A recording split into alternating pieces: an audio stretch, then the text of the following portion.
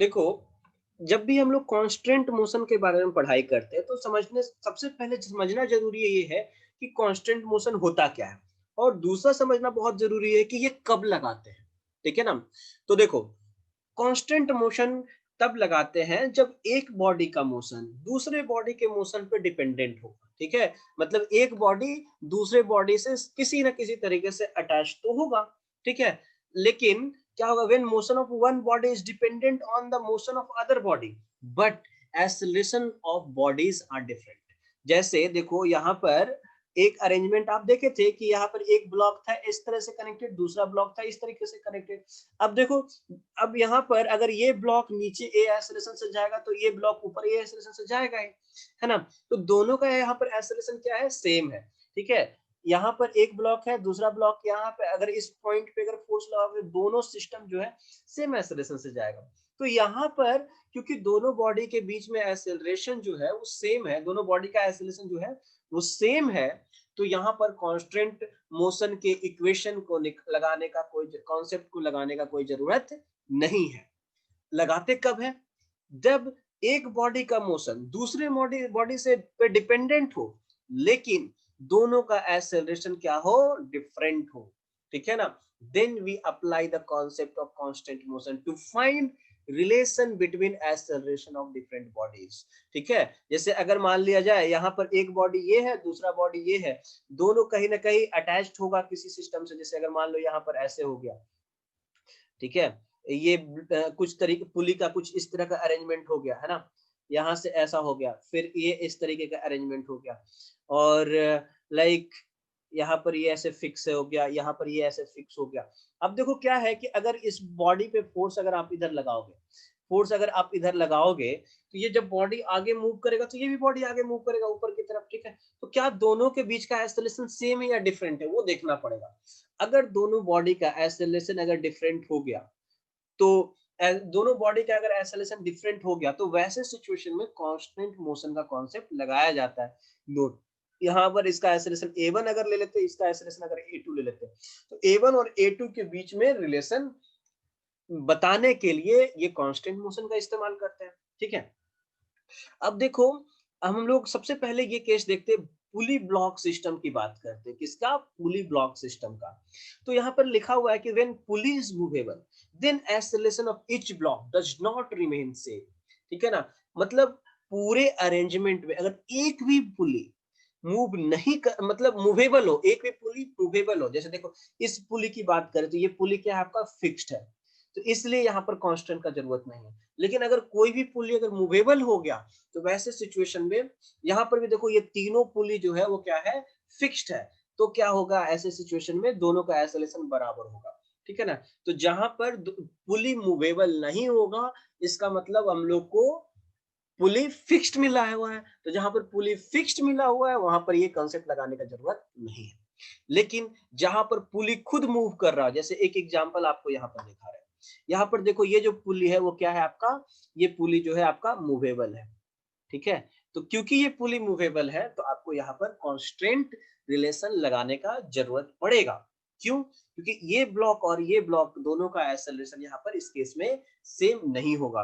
तो let's take इसका acceleration हम लोग मान लेते हैं क्या, कैपिटल ए, और इस ब्लॉक का एक्सेलरेशन हम लोग मान लेते हैं क्या, स्मॉल ए। ठीक है? अब हम लोग को इन दोनों एक्सेलरेशन के बीच का रिलेशन निकालने के लिए ये स्टेप्स हैं जिनको हम लोग को फॉलो करने का जरूरत है। तो ये स्टेप्स क्या क्या है उसको समझते हैं। सबसे पहला चीज यहाँ पर कह रहा है कि देखो फर्स्ट स्टेप क्या है, locate the position of each block from a fixed point such that the distance from fixed point should be along the acceleration of block. ठीक है?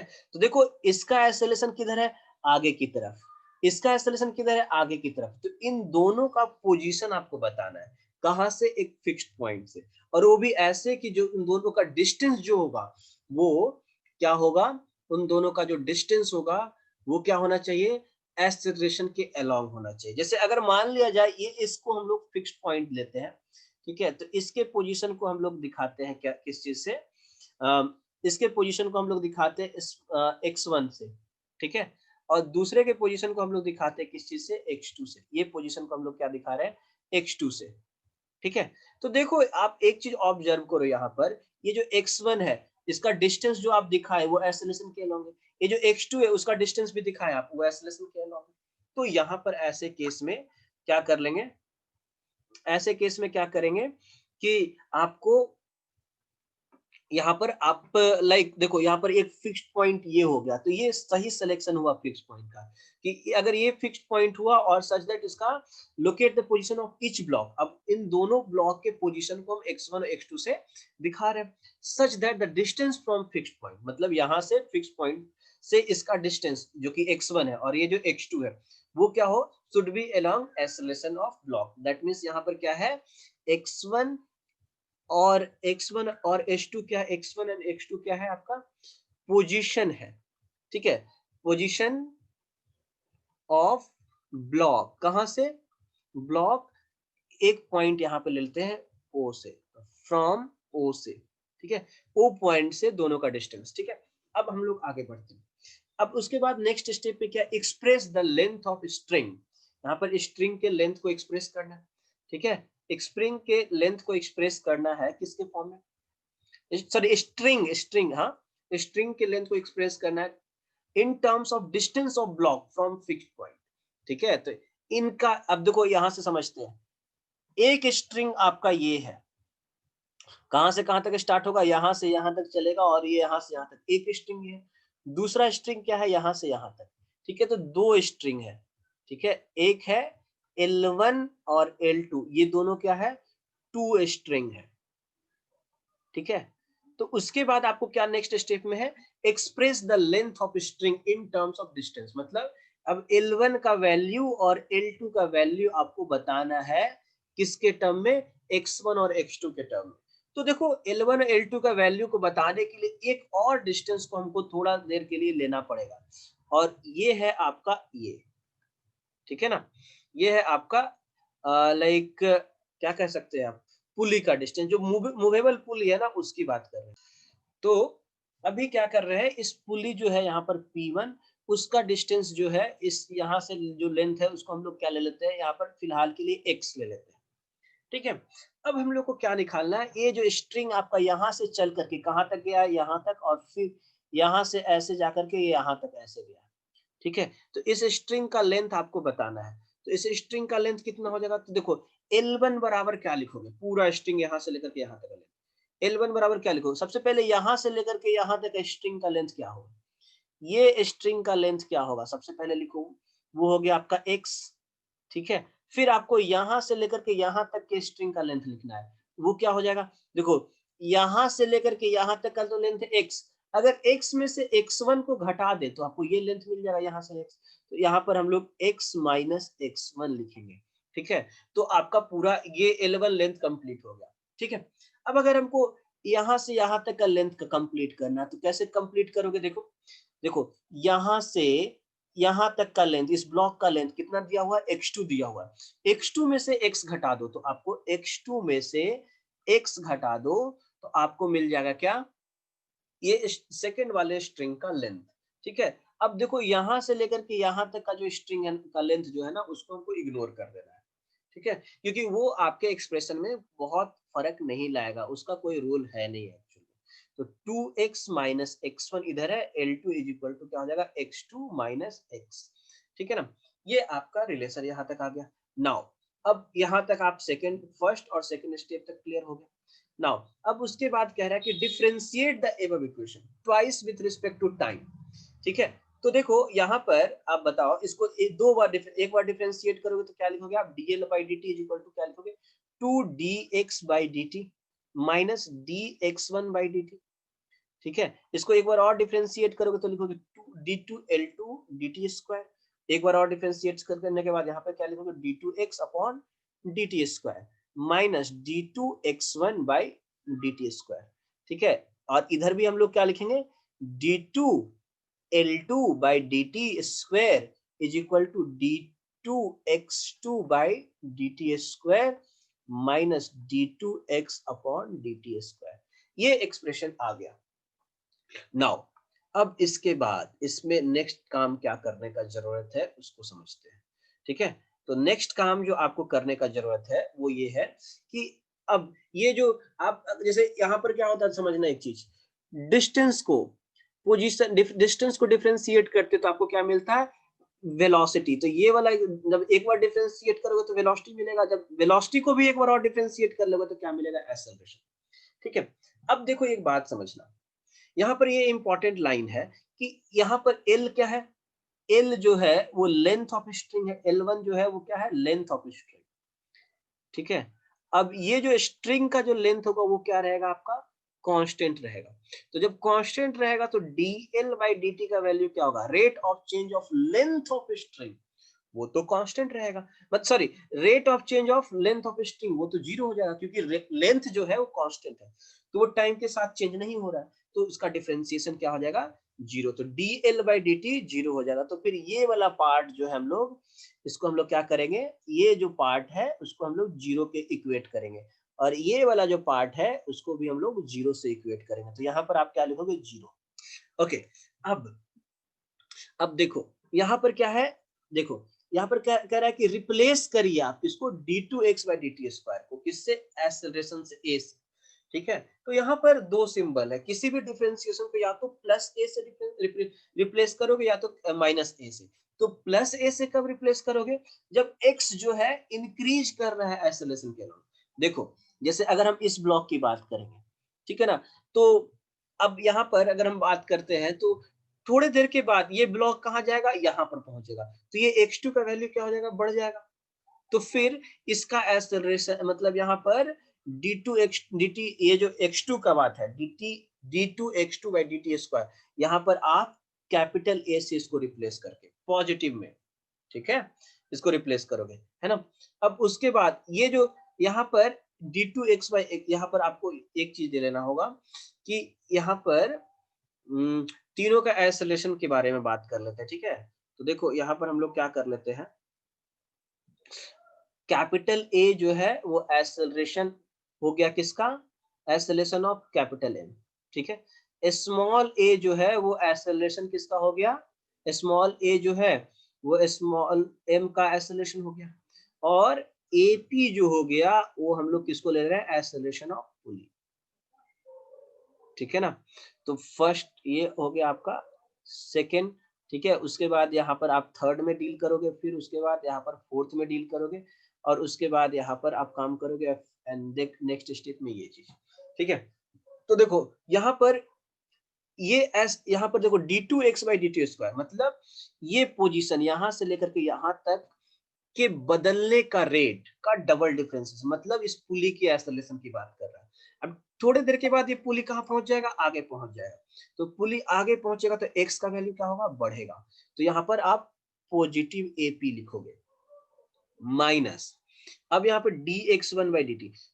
अब थोड़ी देर के बाद ये जो ब्लॉक है वो भी आगे की ओर मूव करेगा, तो क्योंकि वो आगे की ओर मूव करेगा तो x1 भी इंक्रीज करेगा, तो यहाँ पर आपको स्मॉल a ऐसे लिख देना है। ठीक है, तो एक रिलेशन आपको यहाँ पर आ गया, दूसरा रिलेशन आपको कहाँ मिलेगा, इधर मिलेगा, तो zero is equal to minus A. अब d2x बाई dt स्क्वायर मतलब इसकी बात करें तो यहाँ पर एक्सेलरेशन ऑफ पुली। ठीक है, तो ये रिलेशन आपको मिल गया। तो यहाँ से नेक्स्ट स्टेप में जो कनेक्शन मिलेगा, फाइनल रिलेशन मिलेगा, वो आपको यहाँ पर बता देते हैं। ठीक है, तो देखिए यहाँ पर क्या होगा कि small a is equal to 2AP। ठीक है, यहाँ पर small a is equal to क्या मिला, 2AP, ये आ गया आपका फर्स्ट इक्वेशन, और capital A is equal to AP, ये आपको दूसरा रिलेशन। आपको निकालना किसके बीच में था रिलेशन, तो स्मॉल a और कैपिटल M के बीच में, मतलब इसके और इसके बीच में। ठीक है, तो हम लोग ये चीज कह सकते हैं, वेट करो वेट करो, देखो यहाँ पर small a by 2 is equal to AP is equal to capital A। तो यहां से आपको रिलेशन मिल गया a by 2 is equal to capital A। तो ये आपका फाइनल रिलेशन हो गया दोनों के ब्लॉक के एक्सेलरेशन के बीच में। मतलब ये कि जिस एक्सेलरेशन से ये एक्सेलरेट कर रहा होगा ना, उसके आधे एक्सेलरेशन से ये ब्लॉक आगे की ओर एक्सेलरेट कर रहा होगा। तो जब अब देखो यहाँ पर आगे का स्टेप कैसे करोगे, तो यहाँ पर उसी अरेंजमेंट को अगर हम दोबारा से यहाँ पर बनाते हैं, ठीक है, यहाँ पर दोबारा से अगर बनाते हैं तो यहाँ पर सिचुएशन कैसा होगा वो समझते हैं। रुक जाओ रुक जाओ रुक जाओ, यहाँ पर सिचुएशन को अगर दोबारा से सेम सिचुएशन, एक सेकेंड रुक जाओ अच्छे से डायग्राम बना लेते हैं। यहाँ पर ये था अरेंजमेंट इस तरीके का, और ब्लॉक रखा हुआ था आपका यहाँ पर, ठीक है, और एक स्ट्रिंग आया था ऐसे इस तरीके से, है ना, और यहाँ पर एक छोटा सा पुली है, एंड देन पुली के बाद ये स्ट्रिंग इस तरीके का, है ना, ये इस तरीके से ऐसे मिलेगा, और फिर यहाँ पर एक ब्लॉक इस तरीके का रहेगा, ठीक है। यहाँ था आपका कैपिटल एम, यहाँ था इसको स्मॉल एम, इसका एक्सेलरेशन स्मॉल है, इसका एक्सेलरेशन क्या कैपिटल है, और इस पे लगा रहे थे आप क्या फोर्स। तो यहाँ पर a/2 is equal to capital A, यही रिलेशन आया यहाँ पर हम लोग, a/2 is equal to capital A, ठीक है। तो चलो अब हम लोग यहाँ पर आगे क्वेश्चन को कैसे सॉल्व करते हैं, देखो इसके बाद आपको सॉल्व जब करना होगा तो आप क्या स्टेप्स देखो, तो एक जो रिलेशन इक्वेशन आ गया आपका ये है, ठीक है। उसके बाद आप क्या करोगे, F B D of small m, जो पहले करते थे, तो यहाँ पर आप क्या करोगे, यहाँ पर लगाओगे टेंशन टी, और ये स्मॉल एम है, इसमें एक्सेलरेशन कितना है, स्मॉल है, तो यहाँ पर आप क्या लिखोगे, T is equal to m a, this will be your equation number 1। अब देखो अगर यहाँ पर टेंशन टी है, यहाँ पर अगर टेंशन टी है, तो इसमें टेंशन ऑब्वियसली 2t होगा, ठीक है। तो उसके बाद अगर हम कैपिटल एम की बात करेंगे, तो कैपिटल एम यहाँ पर बना लो F B D of capital M. तो यहाँ पर देखो इस पे फोर्स लगा रहे हो आप क्या, एफ, और इस पीछे जो टेंशन लग रहा है वो कितना लग रहा है, 2t, और ये एक्सेलरेट किससे कर रहा है, 2t ए से। यहाँ पर आ जाएगा f minus 2t is equal to m into A, ठीक है, ये दो। तो देखो ये दोनों इक्वेशन तो आप पहले भी निकाल सकते थे, आपको इसमें कुछ भी नया नहीं दिखेगा। अब क्योंकि देखो क्या है ना कि ये दोनों जो एक्सेलरेशन है, सॉरी ये दोनों फ्री बॉडी आप पहले से निकाल सकते थे आराम से, कोई दिक्कत नहीं है। दोनों का इक्वेशन भी आप लिख सकते थे आराम से, कोई दिक्कत नहीं है। यहाँ पर दोनों का एक्सेलरेशन का वैल्यू डिफरेंट है। अब इन दोनों का एक्सेलरेशन का वैल्यू डिफरेंट है, तो तीसरा इक्वेशन आपको निकालना ही पड़ेगा। किस लिए, इन दोनों के एक्सेलरेशन के बीच में एक रिलेशन दिखाने के लिए। तो जब आप रिलेशन दिखाओगे तो देखो काम कैसे होगा। यहाँ पर small a is equal to क्या हो जाएगा, 2a, तो यहाँ पर आप क्या लिख सकते हैं, फ्रॉम फर्स्ट, सॉरी इसको सेकंड मानना पड़ेगा, from first t is equal to कितना लिखेंगे आप, m इंटू 2a, तो ये आ जाएगा ऐसे, और दूसरी तरफ क्या हो जाएगा, f minus 2t is equal to m into a, capital A, right. So ये है आपका इक्वेशन नंबर 3, ठीक है। अब इन दोनों को अगर आप ऐड करना है, तो ऐड तो आप ऐसे नहीं कर सकते हो, तो एक काम करो, ये जो इक्वेशन का सेकंड का जो आया है ना, इसमें 2 से आप मल्टीप्लाई कर दो फिर ऐड करो। तो मतलब इक्वेशन 2 में 2 से मल्टीप्लाई करके अगर आप थर्ड से ऐड करोगे तो क्या मिलेगा आपको, तो f minus 2t plus 2t, right, और ऊपर में क्या हो जाएगा आपको 4m, और नीचे में क्या, कैपिटल M इंटू एक्सेलरेशन। तो आपको यहां से ये दोनों कैंसिल आउट होते हुए दिखाई पड़ेंगे, तो f divided by capital M plus 4m, ये जो है आपको एक्सेलरेशन की वैल्यू मिलेगी, ठीक है। यहाँ पर ये आपको एक्सेलरेशन की वैल्यू मिलेंगी, ठीक है ना, एक्सेलरेशन का वैल्यू यहाँ पर मिल जाएगा। अब उसके बाद आप आराम से कोई भी टेंशन का वैल्यू कैलकुलेट कर सकते हो, जैसे T is equal to M into A था ना, ए की जगह पे आप M small 4m plus capital M ऐसे करके निकाल लिए टेंशन। अब उसके बाद कैपिटल A की बात करेंगे, तो कैपिटल A का वैल्यू भी आप आराम से निकाल सकते हो, कैसे, तो यहाँ पर देखो capital A is equal to कितना हो जाएगा, f upon 2 into capital M plus 4m, इस तरीके से काम करके सॉल्व हो जाएगा। हाँ तो थोड़ा सा देख लो यहाँ पर, एक सेकंड होल्ड करो, यहाँ पर एक्सेलरेशन A हो जाएगा, यहाँ पर कैपिटल A है एक्चुअल में, ठीक है। तो कैपिटल A होने की वजह से फिर बात, क्योंकि यहाँ पर सारा कैपिटल A ले रहे थे, ठीक है, तो फिर कैपिटल A का वैल्यू जब इतना आ गया, उसके बाद आप फिर A इज इक्वल टू कितना है, f upon 4m plus capital M, ठीक है। उसके बाद फिर इससे रिलेटेड स्मॉल a का वैल्यू निकालना था, स्मॉल a बराबर कितना हो जाएगा, तो स्मॉल a बराबर 2 इंटू ए, मतलब यहाँ पर कितना रिजल्ट आएगा, 2f upon capital M plus 4m, है ना। अब उसके बाद टेंशन का वैल्यू अगर आपको निकालना है, तो टेंशन का वैल्यू देखो यहाँ पर t is equal to 2m into capital A लिखा हुआ है ना। तो मतलब यहाँ पर इसमें क्या करेंगे आप, 2m f divided by 4m plus capital M, इस तरीके से आप टेंशन का वैल्यू निकाल लोगे। यहाँ पर देखो इस स्टेप में एक बार हम फिर पूरे चीजों को एक बार और रिकॉल करा देते हैं। देखो सबसे पहला काम क्या करना है, दोनों ब्लॉक है, दोनों का एक्सेलरेशन देखो कि फोर्स के लगने की वजह से किधर होगा। तो एक का एक्सेलरेशन इधर, दूसरे का एक्सेलरेशन आगे की तरफ। ठीक है, यहाँ तक हो गया। अब उसके बाद क्या करेंगे हम लोग, दोनों का पोजीशन देखेंगे। तो दोनों का पोजीशन एक फिक्स पॉइंट से जहां पर, तो ये x1 हो गया और दूसरा x2 ले लिए। ठीक है, दोनों का पोजीशन जो है इस तरीके से दिखाना है सो दैट कि डिस्टेंस जो हो वो along the direction of acceleration हो। ठीक है, तो ये चीज करेंगे। अब इसके बाद क्या करना होगा नेक्स्ट स्टेप में, कि दो स्ट्रिंग है, एक स्ट्रिंग यहाँ से यहाँ तक चल रहा है, दूसरा स्ट्रिंग यहाँ, दोनों का स्ट्रिंग का लेंथ आपको बताना है। ठीक है, तो दोनों का स्ट्रिंग का लेंथ बताना है x1 x2 के फॉर्म में। तो सबसे पहले ये L1 L2 का वैल्यू आप निकाल लिए। ठीक है ना, उसको आप देख लेना, यहाँ से यहाँ तक का लेंथ x लिए, फिर यहाँ से यहाँ तक का लेंथ x माइनस x1 लिए, तो ये हो गया। ठीक है, तो इसको फिर सिंप्लीफाई करके यहाँ पर लाए। अब क्या है ना कि इसको डिफ्रेंशिएट करोगे एक बार, तो डिफ्रेंशिएट करोगे तो ये एक्सप्रेशन आएगा, इसको एक बार और डिफ्रेंशिएट करोगे तो ये आएगा। अब क्या होता है कि देखो अगर यहाँ पर x है, उसको डिफ्रेंशिएट करोगे तो क्या मिलेगा आपको, वेलोसिटी। और वेलोसिटी को भी एक बार और डिफरेंशिएट करोगे तो क्या मिलेगा, एक्सेलरेशन। तो मतलब एल को, ये जो एक्सप्रेशन है डिस्टेंस वाला, उसको एक बार और डिफरेंशिएट करेंगे, फिर एक बार और डिफरेंशिएट करेंगे, तो फाइनल ये जो रिलेशन आएगा वो एक्सेलरेशन का कनेक्शन देगा। ठीक है, अगर यहाँ पर वेलोसिटी में रिलेशन निकालना होता तो केवल आपको एक बार डिफरेंशिएट करना होता, और क्योंकि यहाँ पर एक्सेलरेशन में रिलेशन निकालना है तो आपको दो बार डिफरेंशिएट करना पड़ रहा है।